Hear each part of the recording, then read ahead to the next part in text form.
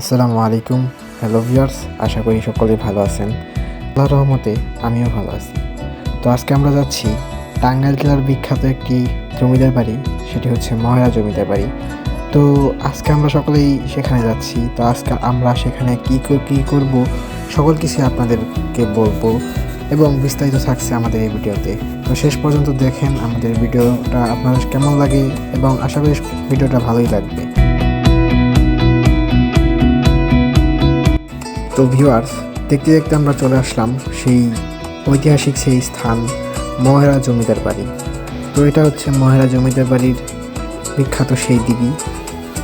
এই দিঘিটা অনেক বড়।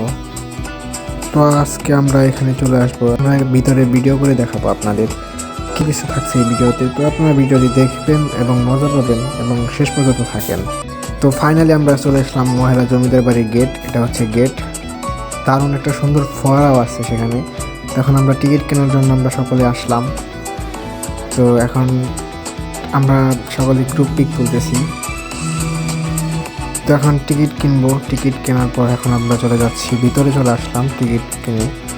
তো ভিতরের দিকে আসার পরে আমরা সবাই খুব আনন্দ করতেছি, আনন্দঘন পরিবেশ দেখতে দেখতে চলে আসতেছি সেই কাঙ্ক্ষিত সেই স্থানে যেখানে আমরা যাওয়ার কথা, ময়রা জমিদার বাড়ি। এটাই হচ্ছে ময়রা জমিদার বাড়ি। তো এটি হচ্ছে মেন গেটের আরেকটা দ্বিতীয় গেট, যেখানে অনেক ফুলের সমাহার। এই ফুলগুলো দেখতে আসলে অনেক মনোমুগ্ধকর।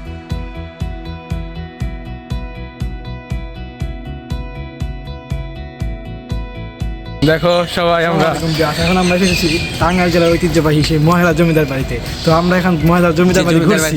সবাই আপনারা আমাদের সাথে থাকেন এবং আমাদের সাথে করেন ইনশাআল্লাহ।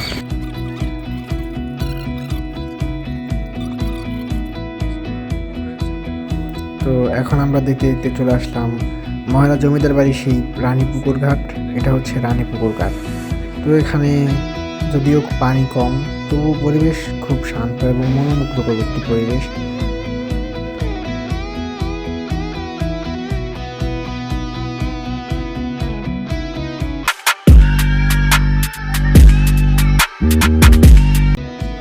এখন আমরা যাচ্ছি ময়রা জমিদার বাড়ির শিশু পার্ক, যেখানে অনেক খেলনা, অনেক ধরনের রাইড এইগুলো আছে। তো এইদিকে যাচ্ছি আমরা। তো দেখতে পাচ্ছি আমাদের সামনে অনেক সুন্দর সুন্দর রাইডগুলো, যেখানে অনেক মানুষ, বর্তমানে যেহেতু আমরা সকালের দিকে গিয়েছি সেখানে অনেক মানুষ কম। তো আমরা যাচ্ছি দেখতেছি অনেক সুন্দর।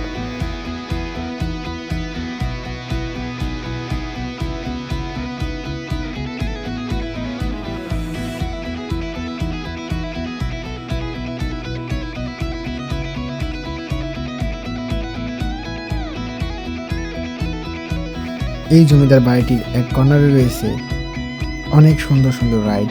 এখানে আপনারা কম মূল্যেই এই রাইডগুলো পরিদর্শন করতে পারবেন।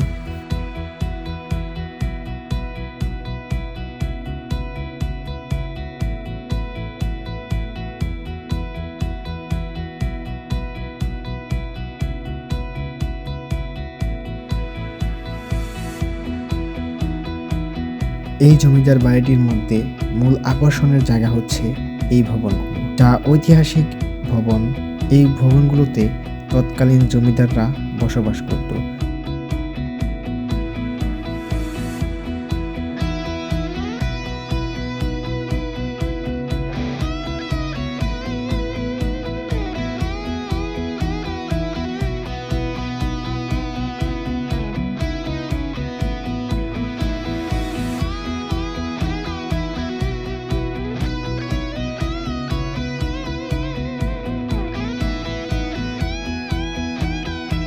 আজকের মতো এখানেই শেষ।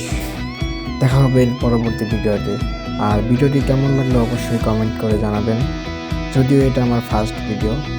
তো সবাইকে ধন্যবাদ। আল্লাহ হাফেজ।